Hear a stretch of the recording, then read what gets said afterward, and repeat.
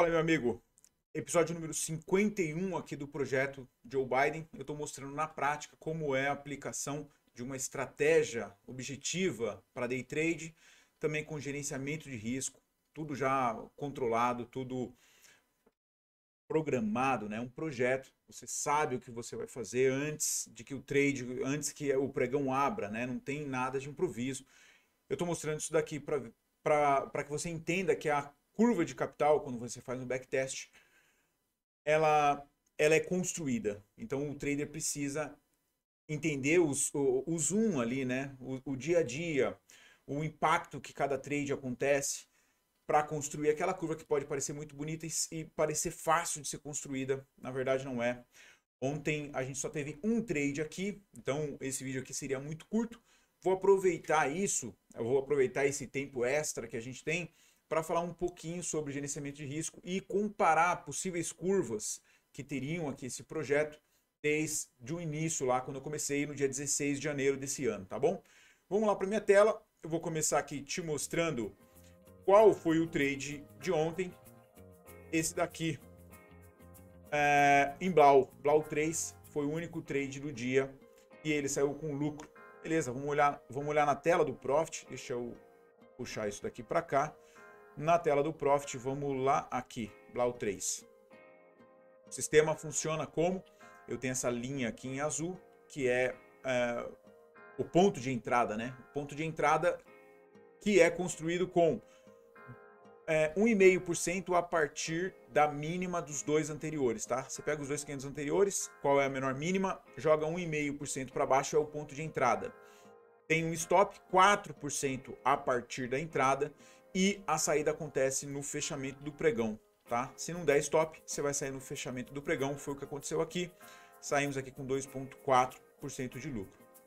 Sim, tá? Então, basicamente, o trabalho para esse tipo de projeto aqui, lógico, é um trabalho prévio para você configurar qual é o seu projeto, ver todos os detalhes que você tem, mas na parte operacional, quando você vai colocar a mão na massa e fazer de fato os trades, basicamente na entrada, na abertura do pregão, você faz sua entrada, é uma ordem oco, já tem o stop pré-programado e tem a saída também no horário que você determina alguns minutos antes do leilão de fechamento. Então, você só trabalha na parte da entrada, o resto é automático.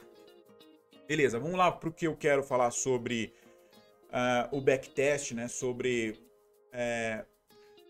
as possíveis curvas, tá? Eu preparei aqui um teste de Monte Carlo, começando a partir, deixa eu voltar aqui lá para cima, aqui ó, começando a partir do dia 23, ou melhor, do dia 16 de janeiro de 2023, tá?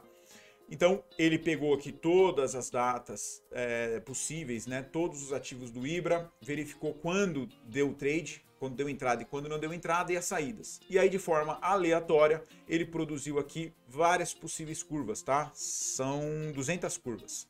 Eu preparei aqui num arquivo aqui para você visualizar melhor.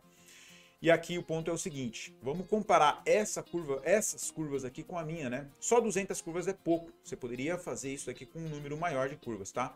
Você percebe que nesse período, algumas pessoas, ou boa parte delas, sei lá, uns 40% dessas curvas aqui ainda estão no prejuízo. E o restante está no positivo. É a questão da aleatoriedade, né? Quando você vai fazer o seu projeto, não é certeza que você vai começar ganhando. Pensa num cara ou coroa. Se você for jogar 1000 vezes a cara ou coroa, a probabilidade é que você chegue perto de 50%. Só que você, no começo, pode ter errado a maioria delas. Pode acontecer? Pode. É uma sequência ali de cara ou coroa. Mas se você continuar a longo prazo, você vai entrar na estatística, né? Qual é a chance de dar cara e qual é a chance da coroa? 50%. O projeto desse daqui também é feito com a expectativa matemática ao seu favor, né? Se você pegar um estudo desse aqui mais longo, sei lá, 400, 500, 600 trades, você percebe que nenhuma curva mais está no negativo. Ponto importante para ser salientado aqui é que essas curvas foram construídas com um gerenciamento de risco estático, tá? Aqui ele está trabalhando com 4 caixas e alavancagem de 5 vezes. É estático, é do início ao fim da curva exatamente dessa forma. não é como eu estou trabalhando, não é como eu mostro lá, eu ensino isso no meu treinamento, né? A gente tem um gerenciamento de risco dinâmico. Muitas pessoas me perguntam aí nos comentários, né? Ah, mas quando que muda para um gerenciamento? Quanto que muda para o outro e tal? São vários parâmetros que você vai levar em consideração e tudo isso vai tá, descrito no seu projeto antes de você iniciar, tá? Então, se você só está usando o sistema do Joe Biden, que é muito simples, né?